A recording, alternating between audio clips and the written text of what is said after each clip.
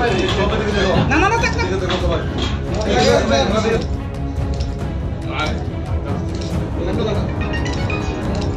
भाई আমরা তো প্রথম থেকে আমি আগে শুনি ভাই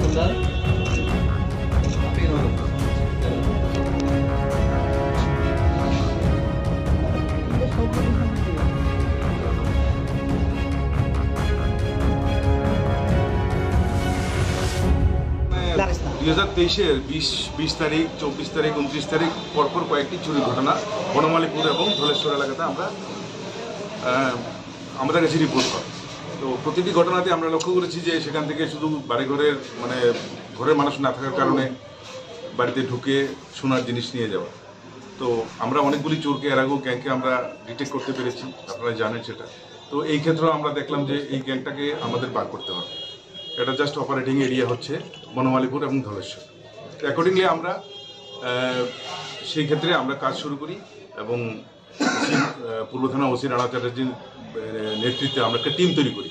সেখানে কলেজটিলা আউটপোস্টের ওসি শ্যামল এবং অন্যান্য অফিসার যারা ছিল সম্মিলিতভাবে একটা টিম বানিয়ে খোঁজখবর করা আরম্ভ হয় এবং বিভিন্ন সোর্সের মাধ্যমে, বিশেষ করে ওসি নিজেই বিভিন্ন সোর্সের মাধ্যমে কিছু কিছু খবর সংগ্রহ করে এবং ফাইনালি আমরা একজনকে ডিটেক্ট করতে পারি। তো তার নাম হয়েছে বাইচুং, যার ডাকনাম হচ্ছে বাইচুং, কিন্তু ওর নাম হয়েছে অমিত দেববর্মা। তার বাড়ি হচ্ছে অভয়নগর। তো বাইচুংকে আমরা ডিটেন করার পর, বাইচুংকে জিজ্ঞাসাবাদ করার পর ওর কাছ থেকে আমরা কিছু জিনিস উদ্ধার করতে পারি। কিন্তু তার জিজ্ঞাসাবাদে ওর গ্যাংয়ের আরও যে 3 জন মেম্বার ছিল সে ওই জিনিসটা গোপন করতে চাইছিল, কিন্তু এনিহাও আমরা সেটা বার করতে পারি এবং বাকি জিনিসগুলি ওদের কাছ থেকে আমরা উদ্ধার করি। বাকি যারা অ্যারেস্ট হয়েছে তাদের মধ্যে রয়েছে অভিজিৎ দেববর্মা, কমল দেববর্মা এবং আকাশ রবিদাস। তো এই গ্যাংটা শুধু আমাদের পূর্ব থানা এলাকা না, এটা এনসিসি এলাকাতেও কয়েকটা জায়গাতে ঘটনা করেছে।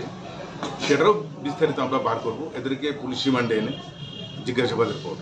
তো আজকে যে জিনিসগুলি উদ্ধার করা হয়েছে সেগুলি এই বিষয়ে একটা স্পেসিফিক কেসও নেওয়া হয়েছে। ওই কেসের ভিত্তিতে আমরা এই জিনিসগুলি উদ্ধার করেছি। এখানে বিশেষ করে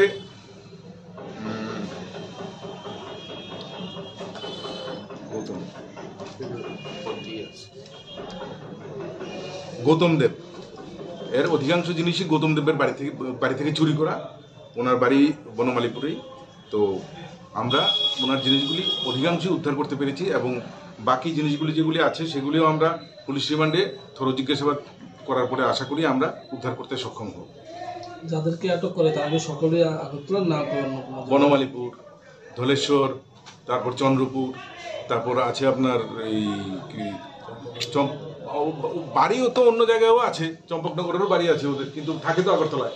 এটা কি একটা গ্যাং কাজ করছে? এটা গ্যাং না, নয়তো শুধু সোনার জিনিসই ওরা নিচ্ছে, কিন্তু অন্য কোনো কিছু নেয় না। কিন্তু গৌতম সরকার তো বলেছেন তারা চুরি হয়েছিল, কবে নাগাদ চুরি হয়েছিল? 20 তারিখ। উদ্ধার করেছেন কবে? গতকালকে রাত। কোন জায়গা থেকে স্যার? এগুলি যেমন ওর কাছ থেকে উদ্ধার করা হয়েছে, ওর যার যার বাড়ি সবাই জিনিস লুকিয়ে রেখেছে। যেমন অমিতের কাছ থেকে একটি গোল্ডেন মেড বালা, যেটা ওর কাছ থেকে পাওয়া গেছে, এবং ওয়ান সেট ইয়ার রিং, ওই কানের রিংগুলি পাওয়া গেছে, এইগুলি পাওয়া গেছিল, এটা আর বালাটা। তারপর অভিজিৎ থেকে উদ্ধার করা হয়েছে 6টা চুড়ি। তারপর কমল থেকে উদ্ধার করা হয়েছে 3টা গোল্ডেন মেড চুড়ি। তারপর এই আকাশ থেকে উদ্ধার করা হয়েছে 2 পেয়ার সিলভার মেড নুপুর।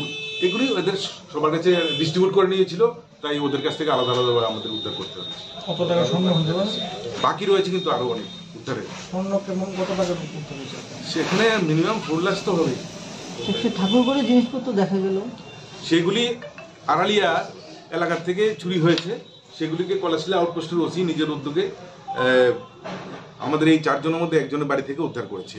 এখন আমরা এখন যেই মন্দির থেকে চুরি হয়েছে ওদেরকে আমরা খবর দিয়ে ওদেরকে আমরা জিনিসগুলি। রাজ্যে এরকম ভাবে গ্যাং কতগুলো তৈরি হয়ে আছে আর এইভাবে ছড়িয়ে আছে, এই ব্যাপারে পুলিশ কত? আমরা রাজ্যের কথা জানি না, আমরা সদর সাব ডিভিশনের কথা বলছি।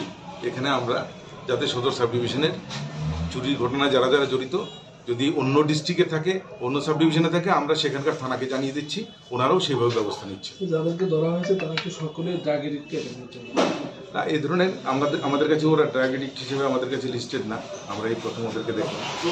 তো দেখা যাক ওদের ফিউচার আরে আগের ব্যাক হিস্ট্রি কী আছে সেটা আমরা বার করার চেষ্টা করি। এখানে কত টাকার মাল? 4-5 লাখ টাকার তো হবেই।